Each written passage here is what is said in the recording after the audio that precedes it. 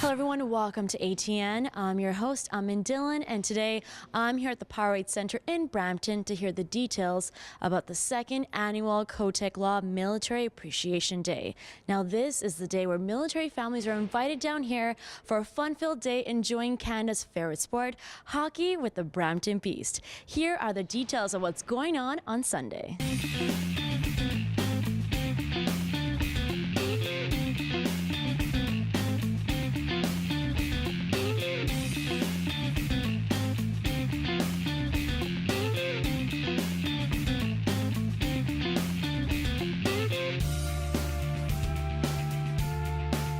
All right, Ninish Kotak is joining me here. All right, we are back here at Powerade Center for the Brampton Beast and, of course, Kotak Law Military Appreciation Day. This is the second year we're doing it. So let's recap last year because we were here. How did it go for you? You know, last year went quite well. Our commitment was to bring 1,000 troops out to the game, cadets and veterans. I think we were slightly under. The event went very well. We had Don Cherry come to drop the puck with us. We had Johnny Bauer come out, so the event was great. This year, it's going to be even more spectacular. We have soldiers who have served in World War II and the Korean War who will be coming out as well. Unfortunately, they're in wheelchairs. They'll be coming out. We've reached our target of 1,000 troops, veterans, and cadets who will be coming as well. I think viewers are going to be in for great surprises that day, for sure. Of course. Yeah. And I was lucky enough to come out last year, and it was my first time even coming, checking the Brampton Beast, and I was like, wow, I love the fact that not only are we giving back to people who serve this country, but we're doing so in the best way, the best Canadian way possible, through hockey. So, you know, I'm sure you were able to talk to some of the families later on or got some feedback. So maybe what were some of the best experiences they mentioned to you? Right. You know, I noticed from the cadets, the young people, parents brought them, but these are people who they really value our military, and they probably will be our soldiers in the future.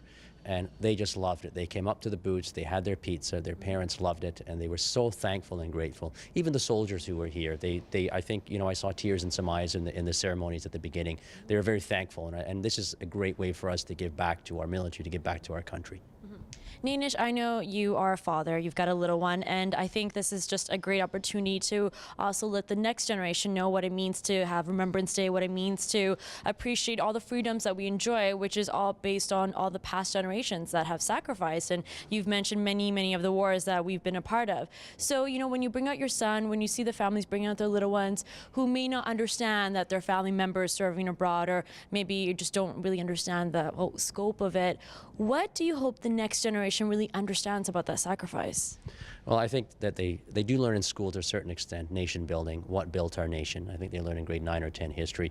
But to see soldiers in real life, veterans in real life who have served, I think it sort of brings home the commitment that's happened over the years to make our country as great as it is. Hopefully we never enter another major conflict again, but you never know, and it's obviously good to be prepared. And being in the armed forces, I think, is a great career for youngsters too.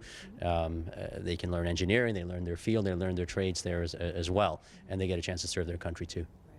And of course, we got mentioned Kotak Law. We are here representing. You are donating $2,000. We saw the check presentation today, and I think this is just a great example of how businesses can, you know, lend support in whichever field that they want. And so, for you, if you had any advice for anyone watching that is thinking of different ways that they can make a difference, how would you encourage them to get involved? Yes, I think you know, as individuals and successful businesses, as I said, we have a duty, I think, to give back to society, and you pick a cause that means something to you, that's value to you and to your country, and obviously make contributions, not just of money, but of time and speeches and full commitment. Thank you. And one last question. I know we've been talking about how many goals we want to get scored. So where is it at? Is it at 10? Is that what we're hoping for? Well, you know, we're giving the $2,000 and $100 for each goal we score. They should score us 20. If they get 20, they get another $2,000, and we would win. We've got a great team this year, the Brampton Beast. You know, we have a box suite here at the arena, the Powerade Center, and I bring the family out to every game. And we've got a pretty good team this year. Every game has been very close, so I'm confident we'll win.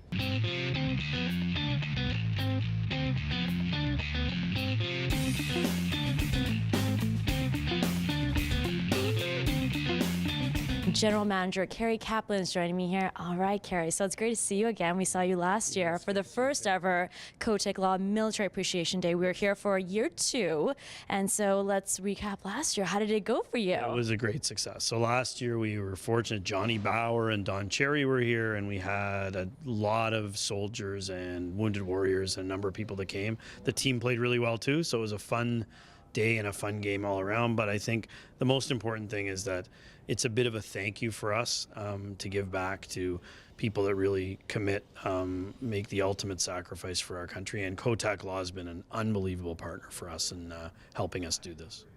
Let's talk about the team. Brampton Beast, I didn't have a chance to meet any of them, but I'm sure you had a chance to speak to them afterwards. You know, you already showed the jersey, and you were telling us that when the players see it, it gives them an emotional response. So after last year's game, how did it affect the players? It does affect them. I mean, I think most people have someone in their family or friend that has been involved in the military in some way. And I think, you know, we're lucky enough that we don't think about it all the time. In some countries, if you live in Afghanistan or Iraq, you're thinking about it every day. Here in Canada, we don't, but that's a privilege. And I think on this day, when they put those jerseys on, it has a big Canadian flag and it has actual soldiers on the jerseys. You can see it's a bit of a somber mood. Usually the dressing room is very robust and everybody's laughing and joking around. And it was very appreciative. And I think, you know, one thing, if you watch our players during the national anthem, on that game, and you'll see it this Sunday, it's something special. It's a couple, you know, some guys got a little bit emotional last game, and again, it's a privilege that we're in this country, and I think that resonates at this specific game as well, which is great. As general manager, you know, this is one day that we're making sure that we give thanks. What are some other ways that you're making sure that the team is giving back to the community?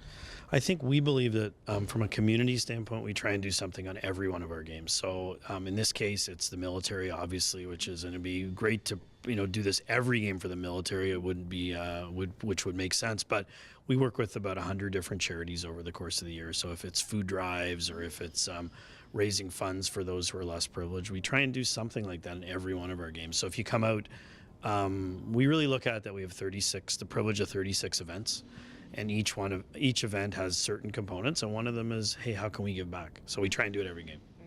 I think it's so great that we are giving back to those who protect this country in the most Canadian way. We're playing hockey, and you know, I don't actually play hockey, but I know we here love hockey. I wish I could play hockey. Maybe we can get some lessons from you later on. Maybe. I wanted to ask you, you know, what does it feel like for people to come out to that game and be able to see that this is our national sport, we're representing Canada, and then to be able to look around and actually maybe be sitting beside someone and being like, wow, you served, or you have somebody who is serving? Well, I'm saying if you do come, make sure you come early, because the ceremony at the beginning of the game, we're going to recognize some of the individuals that are serving, and it's going to be a pretty long introduction, but it's deserving. And I think it's something special. You're right. Hockey is Canadiana more than anything, but you know what? So is our freedom and our liberty and all of that. That's really what part of Canada is. So it's when those two things come together, it has that great, you know, the great excitement of hockey, but also has that feeling of, hey, remembering where we are and who we are and things like that.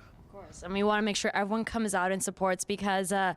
Kotak was telling me, you know, it's endless. He is hoping for 10 goals. Yep. He's saying, you know, let it be. Let's see how many they get, and he will be able to donate as much as possible for every goal. So hopefully we brings their spirit, cheers the team on, so they can, you know, score as much as they can, and that just means more money raised. So let's just encourage everyone to come on out if you want to maybe say in your own words. Yeah, and you know what? I mean, if you haven't been to a Beast game, it's one thing. All our tickets are money back guarantee, and the reason we do that is because it's a lot of fun. So if you haven't been, or you've been a couple times, it's a great time to come out. And in this case, you're also supporting our Canadian troops as well. So come out, enjoy the game, and hope to see you on Sunday.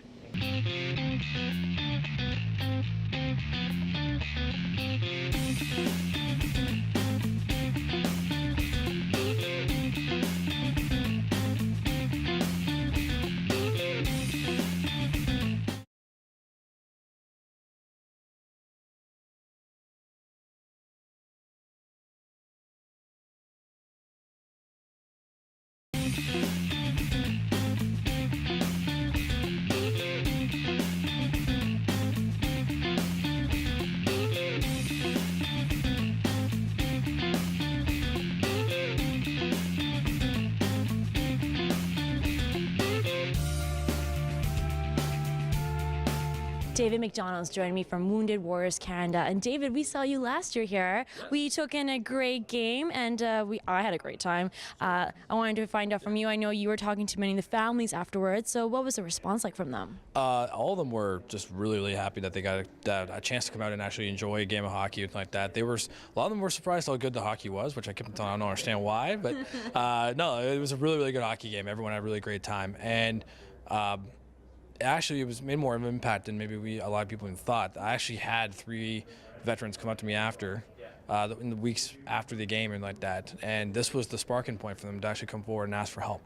So them being with their family again kind of made them realize that maybe they are facing some issues, and so that was a great impact that a lot of people wouldn't even think of just from a hockey game, right? So it was absolutely just a great event, and we're looking forward to it again this year. Yeah.